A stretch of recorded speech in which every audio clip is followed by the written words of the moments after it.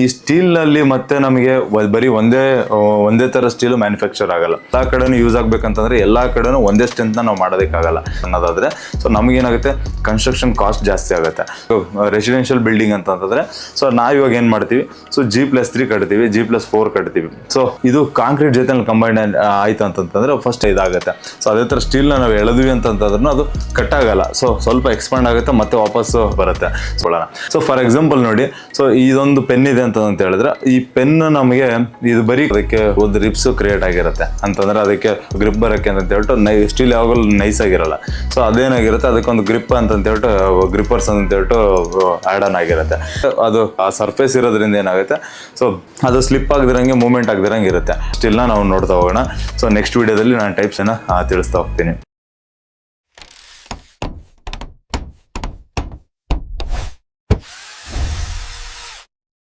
ಈ ಸ್ಟೀಲ್ ನಲ್ಲಿ ಮತ್ತೆ ನಮಗೆ ಬರೀ ಒಂದೇ ತರ ಸ್ಟೀಲು ಮ್ಯಾನುಫ್ಯಾಕ್ಚರ್ ಆಗಲ್ಲ. ಸೊ ಸ್ಟೀಲ್ ಅಲ್ಲಿ ಅಗೇನ್ ನಮಗೆ ಮತ್ತೆ 2-3 ತರ ವೆರೈಟೀಸ್ ಸ್ಟೀಲು ಮ್ಯಾನುಫ್ಯಾಕ್ಚರ್ ಆಗುತ್ತೆ. ಸೊ ಯಾವ್ದಾವ್ದು ಅಂತ ಹೇಳಿದ್ರೆ ಪ್ರೈಮರಿ ಸ್ಟೀಲು, ಮತ್ತೆ ಸೆಕೆಂಡರಿ ಸ್ಟೀಲು, ಮತ್ತೆ ಟ್ರೆಷರಿ ಸ್ಟೀಲ್ ಅಂತ ಹೇಳ್ಬಿಟ್ಟು.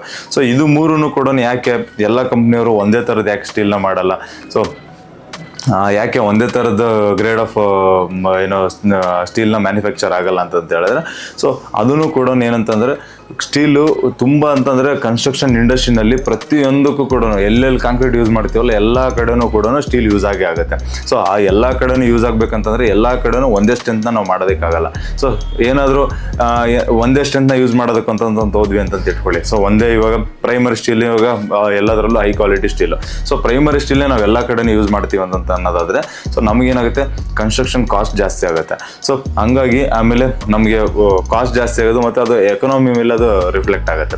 ಸೊ ಅದಕ್ಕೋಸ್ಕರ ಏನು ಮಾಡ್ತಾರೆ ಅಂತಂದರೆ, ಸೊ ಪರ್ಟಿಕ್ಯುಲರ್ ಪ್ರಾಜೆಕ್ಟಿಗೆ, ಸೊ ಪರ್ಟಿಕ್ಯುಲರ್ ಇವಾಗ ಅಂದರೆ ಫಾರ್ ಎಕ್ಸಾಂಪಲ್ ಇವಾಗ ರೆಸಿಡೆನ್ಷಿಯಲ್ ಬಿಲ್ಡಿಂಗ್ ಅಂತಂದರೆ ಸೊ ನಾವು ಇವಾಗ ಏನು ಮಾಡ್ತೀವಿ, ಸೊ G+3 ಕಟ್ತೀವಿ, G+4 ಕಟ್ತೀವಿ. ಸೊ ಅದು ಒಂದು ಟೈಪ್ ಆಫ್ ಬಿಲ್ಡಿಂಗ್ಸ್. ಸೊ ಅದೇ ಹೈ ರೈಸ್ ಬಿಲ್ಡಿಂಗ್ ಅಂತೇಳಿ ಕರಿತೀವಿ. ಸೊ ಹೈ ರೈಸ್ ಬಿಲ್ಡಿಂಗ್ ಅಂತ ಹೇಳಿದ್ರೆ ಇವಾಗ multi floor apartments, so 20 floor 30 floor ಎಲ್ಲ ಇರುತ್ತೆ.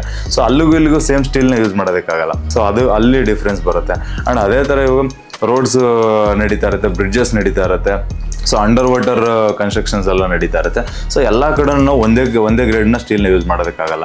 ಸೊ ಅದೇ ಇವಾಗ ಎಕ್ಸಾಂಪಲ್ ತೊಗೊಳೋದಾದ್ರೆ ನಮಗೆ ಬ್ರಿಡ್ಜಿಗೆ ನಮಗೆ ಹೈ ಸ್ಟ್ರೆಂತ್ ಸ್ಟೀಲ್ ಬೇಕಾಗುತ್ತೆ. ಸೊ ಅದು ಅಷ್ಟೇ ಥಿಕ್ನೆಸ್ ಒಳಗಡೆ ಹೈ ಸ್ಟ್ರೆಂತ್ ಸ್ಟೀಲ್ ಬೇಕಾಗುತ್ತೆ. ಬಟ್ ಅಷ್ಟು ಸ್ಟ್ರೆಂತ್ ಅಷ್ಟು ಲೋಡು ತಗೊಳ್ಳೋಂಥದ್ದು ನಮಗೆ ಬಿಲ್ಡಿಂಗಲ್ಲಿ ಬರಲ್ಲ. ಸೊ ಅಲ್ಲಿ ಏನಾಗುತ್ತೆ, ನಮಗೆ ಬಿಲ್ಡಿಂಗಿಗೆ ಬೇಕಾಗಿರೋಂಥ ಸ್ಟೀಲೇ ತಗೋಬೇಕಾಗತ್ತೆ. ಸೊ ಹಂಗಾಗಿ 2-3 ಥರ ವೆರೈಟಿನಲ್ಲಿ ಸ್ಟೀಲ್ ಮ್ಯಾನುಫ್ಯಾಕ್ಚರ್ ಆಗುತ್ತೆ. ಡೀಟೇಲಾಗಿ ನಾನು ನಿಮ್ಗೆ ಏನು ತಿಳಿಸ್ತಾ ಹೋಗ್ತೀನಿ ಅಂತ ಹೇಳಿದ್ರೆ, ಸೊ ಯಾವ ಗ್ರೇಡ್ ಆಫ್ ನಿಮಗೆ ಸ್ಟೀಲ್ನ ನಾವು ಯೂಸ್ ಮಾಡ್ಕೊತೀವಿ ಆ್ಯಂಡ್ ಯಾಕೆ ಯೂಸ್ ಮಾಡ್ತೀವಿ ಅಂತ ಹೇಳ್ಬಿಟ್ಟು ನಿಮಗೆ ಡೀಟೇಲಾಗಿ ಎಕ್ಸ್ಪ್ಲೈನ್ ಮಾಡ್ತಾ ಹೋಗ್ತೀನಿ. ಸೊ ಬನ್ನಿ ಟೈಪ್ಸ್ ಆಫ್ ಸ್ಟೀಲ್ನ ನೋಡ್ತಾ ಹೋಗೋಣ.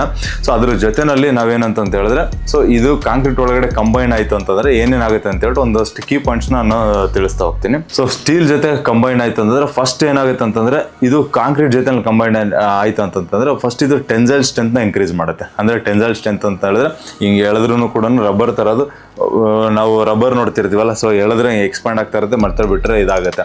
ಸೊ ಅದೇ ಥರ ಸ್ಟೀಲ್ನ ನಾವು ಎಳೆದ್ವಿ ಅಂತಂದ್ರೂ ಅದು ಕಟ್ ಆಗಲ್ಲ. ಸೊ ಸ್ವಲ್ಪ ಎಕ್ಸ್ಪ್ಯಾಂಡ್ ಆಗುತ್ತೆ ಮತ್ತೆ ವಾಪಸ್ ಬರುತ್ತೆ. ಸೊ ಅದನ್ನು ನಾವು ಟೆನ್ಸೈಲ್ ಸ್ಟ್ರೆಂತ್. ಸೊ ಕಾಂಕ್ರೀಟ್ ಒಳಗಡೆ ಜಾಯ್ನ್ ಆಯ್ತು ಅಂತಂದರೆ, ಸೊ ಕಾಂಕ್ರೀಟು ಸ್ವಲ್ಪ ಎಳೆದ್ರೆ ಮುರಿದೋಗಂತಿರೋ ಸ್ಟೇಟ್ ಏನಾಗುತ್ತೆ ಅಂತ ಹೇಳಿದ್ರೆ, ಸೊ ಅದ್ರ ಬದಲಾಗಿ ಸ್ಟೀಲ್ ಇತ್ತಂದರೆ ಸ್ವಲ್ಪ ಎಳೆದ್ರೂ ಕೂಡ ಅದು ಮುರಿದೇ ಇರೋಂಗೆ ಅದು ಸ್ಟ್ರೆಂಥನಿಂಗ್ನ ಕೂಡ ಆ್ಯಡ್ ಆನ್ ಆಗುತ್ತೆ. ಅವಾಗ ಅದು ಲಾಂಗ್ ರನ್ ಬರುತ್ತೆ ಅಂತ ಹೇಳ್ಬೋದು. ಸೊ ಸೆಕೆಂಡ್ ಪಾಯಿಂಟ್ ಏನಾಗುತ್ತೆ ಅಂತ ಹೇಳಿದ್ರೆ, ಇದು ಲೋಡ್ ಬೇರಿಂಗ್ ಕೆಪಾಸಿಟಿನ ಇನ್ಕ್ರೀಸ್ ಮಾಡುತ್ತೆ. ಸೊ ಲೋಡ್ ಬೇರಿಂಗ್ ಕೆಪಾಸಿಟಿ ಅಂತ ಹೇಳಿದ್ರೆ, ಸೊ ಫಾರ್ ಎಕ್ಸಾಂಪಲ್ ನಾನು ಇವಾಗ ಒಂದು ಚಿಕ್ಕದೊಂದು ಕಾಂಕ್ರೀಟ್ ವಾಲ್ ಅಂತ ತಂದ್ಕೊಳ್ಳಿ. ಸೊ ನಾನಿವಾಗ ಏನೋ ಒಂದು 100 kg ತೂಕ ತೊಗೊತಾ ಇದ್ದೀನಿ ಅಂತಂದ್ರೆ, ತೂಕ ಹಿಡ್ಕೊಳ್ಳೋಷ್ಟು ಸ್ಟ್ರೆಂತ್ ಇದೆ ಅಂತಂದು ತಂದ್ಕೊಳ್ಳೋಣ. ಸೊ ಫಾರ್ ಎಕ್ಸಾಂಪಲ್ ನೋಡಿ, ಸೊ ಇದೊಂದು ಪೆನ್ ಇದೆ ಅಂತ ಹೇಳಿದ್ರೆ, ಈ ಪೆನ್ ನಮಗೆ ಇದು ಬರೀ ಕಾಂಕ್ರೀಟಲ್ಲಿ ಇದೇ ಥರನೇ ಕ್ಯಾಶ್ ಮಾಡಿದ್ವಿ ಅಂತ ಇಟ್ಕೊಳ್ಳಿ. ಸೊ ಕಾಂಕ್ರೀಟಲ್ಲಿ ಕ್ಯಾಶ್ ಮಾಡಿದ್ವಿ ಅಂತ ಹೇಳಿದ್ರೆ ಇದೇನಾಗುತ್ತೆ, ಇದ್ರ ಮೇಲುಗಡೆ ನಾವು ಒಂದು 100 kg ಲೋಡ್ ಕೊಡ್ಬೋದು ಅಂತೇಳಿ ಅನ್ಕೊಳ್ಳೋಣ. ಸೊ ಇದು ಯಾಕೆ ಇದನ್ನೇ ತೋರಿಸ್ತಾ ಇದ್ದೀನಿ, ಇದ್ರ ಕಾಲಮ್ ಥರ ಇರುತ್ತೆ ಅಂತ ಹೇಳ್ಬಿಟ್ಟು. ಸೊ 100 kg ಲೋಡ್ನ ಕೊಡ್ಬೋದು ಅಂತ ಅನ್ಕೊಳ್ಳೋಣ. ಸೊ ಅದೇ ಇದ್ರೊಳಗಡೆ ವಿತೌಟ್ ಸ್ಟೀಲ್ ಇದೆ ಅಂತ ಹೇಳಿದ್ರೆ, ಸೊ ಇದ್ರೊಳಗಡೆ ಸ್ಟೀಲ್ನ ಹಾಕಿದ್ವಿ ಅಂತ ಹೇಳಿದ್ರೆ, ಸೊ ಇದು ಏನಾಗುತ್ತೆ ಅಂತ ಹೇಳಿದ್ರೆ 100 kg ಬದಲಾಗಿ ಇದು ಇನ್ನೊಂದು ಅಡಿಷನಲಿ 150 kg 200 kg ಏನು ಲೋಡ್ ಬೇರಿಂಗ್ ಕೆಪಾಸಿಟಿನ ಇನ್ಕ್ರೀಸ್ ಆಗುತ್ತೆ. ಸೊ ಇದು ಬ್ರೇಕ್ ಆಗಲ್ಲ. ಅಂದರೆ ಇದು ಮೈನ್ ಸೆಂಟೆನ್ಸ್ ಏನು ಮೀನ್ ಮಾಡ್ತಾ ಇದೆ ಅಂತ ಹೇಳಿದ್ರೆ ನಮಗೆ ಏನು ಲೋಡ್ ಬೇರಿಂಗ್ ಕೆಪಾಸಿಟಿನೇ ಇನ್ಕ್ರೀಸ್ ಮಾಡೋದು. ನಿಮ್ಗೆ ಎಕ್ಸಾಂಪಲ್ ಅಂತ ತೋರಿಸಿದ್ದು. ಸೊ ಇದನ್ನೇ ವಿದೌಟ್ ಕಾಂಕ್ರೀಟ್ ಸ್ಟೀಲ್ ಇಲ್ದೇ ಹೆಂಗೆ ನಿಲ್ಲಿಸ್ತೀವಿ ಅದನ್ನೆಲ್ಲ ಯೋಚನೆ ಮಾಡಕ್ಕೆ ಹೋಗ್ಬೇಡಿ. ಸೊ ನಿಮ್ಗೆ ಇದು ಅಂಡರ್ಸ್ಟ್ಯಾಂಡ್ ಆಗಲಿ ಅಂತ ಹೇಳ್ಬಿಟ್ಟು ಅಷ್ಟೇ ನಾನು ನಿಮಗೆ ತೋರಿಸಿದ್ದು. ಸೊ ಥರ್ಡ್ ಪಾಯಿಂಟ್ ಏನಾಗುತ್ತೆ ಅಂತಂದ್ರೆ ಡ್ಯೂರಬಿಲಿಟಿ. ಅಂದರೆ ಇಟ್ ಎನ್ಹಾನ್ಸ್ ದ ಡ್ಯೂರಬಿಲಿಟಿ ಅಂತಂದ್ರೆ ನಮಗೆ ಲಾಂಗ್ ರನ್ ಬರುತ್ತೆ. ಸೊ ನಮಗೆ 10 ವರ್ಷ ಬರ್ತಾ ಇದ್ದಂಥ ಲೈಫ್ ಏನಾಗುತ್ತೆ ಅಂತಂದ್ರೆ ಅದು ಡಬಲ್ ಆಗುತ್ತೆ. ಎಕ್ಸಾಂಪಲ್ 20 ವರ್ಷ ಬರುತ್ತೆ ಅಂತ ಹೇಳ್ಬೋದು. ಸೊ ಡ್ಯೂರಬಿಲಿಟಿನೂ ಕೂಡ ಜಾಸ್ತಿ ಆಗುತ್ತೆ. ಅದ್ರ ಜೊತೆನಲ್ಲಿ ಏನಾಗುತ್ತೆ ಅಂತ ಹೇಳಿದ್ರೆ ನಾವು ನೋಡ್ಬೋದು ಸ್ಟೀಲ್ ಇತ್ತು ಅಂತಂದ್ರೆ ಸೊ ಸ್ಟೀಲಲ್ಲಿ ನಮಗೆ ಏನಾಗಿರುತ್ತೆ ಅದಕ್ಕೆಲ್ಲ ಕೂಡ ಒಂದು ಸರ್ಫೇಸ್ ಥರ ಅದಕ್ಕೆ ಒಂದು ರಿಪ್ಸು ಕ್ರಿಯೇಟ್ ಆಗಿರುತ್ತೆ. ಅಂತಂದ್ರೆ ಅದಕ್ಕೆ ಗ್ರಿಪ್ ಬರೋಕ್ಕೆ ಅಂತ ಹೇಳ್ಬಿಟ್ಟು ಸ್ಟೀಲ್ ಯಾವಾಗಲೂ ನೈಸ್ ಆಗಿರಲ್ಲ. ಸೊ ಅದೇನಾಗಿರುತ್ತೆ ಅದಕ್ಕೊಂದು ಗ್ರಿಪ್ ಅಂತ ಹೇಳ್ಬಿಟ್ಟು ಗ್ರಿಪ್ಪರ್ಸ್ ಅಂತ ಹೇಳ್ಬಿಟ್ಟು ಆ್ಯಡ್ ಆನ್ ಆಗಿರುತ್ತೆ. ಸೊ ಅದು ಹೆಂಗೆ ವರ್ಕ್ ಆಗುತ್ತೆ ಅಂತ ಹೇಳಿದ್ರೆ ಸೊ ಇವಾಗ ಸ್ಟ್ರೈಟ್ ಬಾರ್ ಇದೆ ಅಂತ ಇಟ್ಬಿಡಿ. ಸ್ಟ್ರೈಟ್ ಬಾರ್ ಇದೆ ಅಂತ ಹೇಳಿದ್ರೆ ಅದರೊಳಗಡೆ ಕಾಂಕ್ರೀಟ್ ಒಳಗಡೆ ಇದೆ ಅಂತ ಹೇಳಿದ್ರೆ ಸೊ ಕಾಂಕ್ರೀಟು ಸ್ಲಿಪ್ ಆಗಲ್ಲ. ಸೊ ಅದೇನಾಗುತ್ತೆ ಅದು ಆ ಸರ್ಫೇಸ್ ಇರೋದ್ರಿಂದ ಏನಾಗುತ್ತೆ ಸೊ ಅದು ಸ್ಲಿಪ್ ಆಗದಿರಂಗೆ ಮೂವ್ಮೆಂಟ್ ಆಗದಿರಂಗೆ ಇರುತ್ತೆ. ಆ್ಯಂಡ್ ಅದ್ರ ಸುತ್ತಲೂ ಏನಾಗುತ್ತೆ ನಮಗೆ ಹೋಗ್ಬಿಟ್ಟು ಸಿಮೆಂಟ್ ಪೇಸ್ಟ್ ಅಂತಂತಂದರೆ ನಮಗೆ ಸಿಮೆಂಟ್ ಮತ್ತು ವಾಟರ್ ಆಗಿ ಏನು ಕಾಂಕ್ರೀಟ್ ಏನಾಗಿರುತ್ತಲ್ಲ ಅದೆಲ್ಲ ಹೋಗಿ ಅದ್ರ ಸುತ್ತಲೂ ಸ್ಟೀಲ್ ಇದೆ ಅಂತಂದ್ರೆ ಅದ್ರ ಸುತ್ತಲೂ ಹಿಂಗೋಗಿ ಕುಂತ್ಕೊಂಡ್ಬಿಡುತ್ತೆ. ಸೊ ಹಿಂಗೋಗಿ ಕುತ್ಕೊಂತಂತ ಹೇಳಿದ್ರೆ ಅವಾಗ ಏನಾಗುತ್ತೆ ಇದು ಎರಡರ ಮಧ್ಯನೂ ಕೂಡ ಒಂದು ಕೆಮಿಕಲ್ ರಿಯಾಕ್ಷನ್ಸ್ ಸ್ಟಾರ್ಟ್ ಆಗುತ್ತೆ.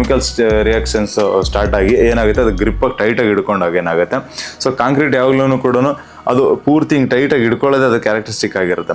ಸೊ ಟೈಟಾಗಿ ಹಿಡ್ಕೊಂತ ಇರುತ್ತೆ. ಬಟ್ ಇದು ಸ್ಟೀಲ್ ಹಿಂಗಿರುತ್ತೆ ಟೈಟಾಗಿ ಹಿಂಗೆ ಹಿಡ್ಕೊಂಡಿರುತ್ತೆ. ನಾವು ಹಿಂಗೇನೇ ಬೆಂಡ್ ಮಾಡಿದ್ವಿ ಅಂತಂದ್ರೆ ಒಳಗಡೆ ಸ್ಟೀಲ್ ಇರೋದ್ರಿಂದ ಅದು ಮುರಿದೋಗಲ್ಲ. ಸೊ ಹಂಗಾಗಿ ಡ್ಯೂರಬಿಲಿಟಿ ಆಗಲಿ ಮತ್ತು ಸ್ಟ್ರಕ್ಚರಲ್ ಇಂಟಿಗ್ರಿಟಿ ಆಗಲಿ ಅದೆಲ್ಲನೂ ಕೂಡ ಜಾಸ್ತಿ ಆಗೋದು ಸ್ಟಾರ್ಟ್ ಆಗುತ್ತೆ. ಸೊ ಇದೊಂದು ಪರ್ಪಸ್ಗೆ ಅಂತ ಹೇಳ್ಬಿಟ್ಟು ನಾವು ಸ್ಟೀಲ್ನ ಮೇಜರ್ ಆಗಿ ಅಂತ ಹೇಳ್ಬಿಟ್ಟು ಯೂಸ್ ಮಾಡ್ತೀವಿ. ಆ್ಯಂಡ್ ಸೊ ಈ ಸ್ಟೀಲ್ನ ಟೈಪ್ಸ್ ಆಫ್ ಸ್ಟೀಲ್ನ ನಾವು ನೋಡ್ತಾ ಹೋಗೋಣ. ಸೊ ನೆಕ್ಸ್ಟ್ ವೀಡಿಯೋದಲ್ಲಿ ನಾನು ಟೈಪ್ಸನ್ನು ತಿಳಿಸ್ತಾ ಹೋಗ್ತೀನಿ.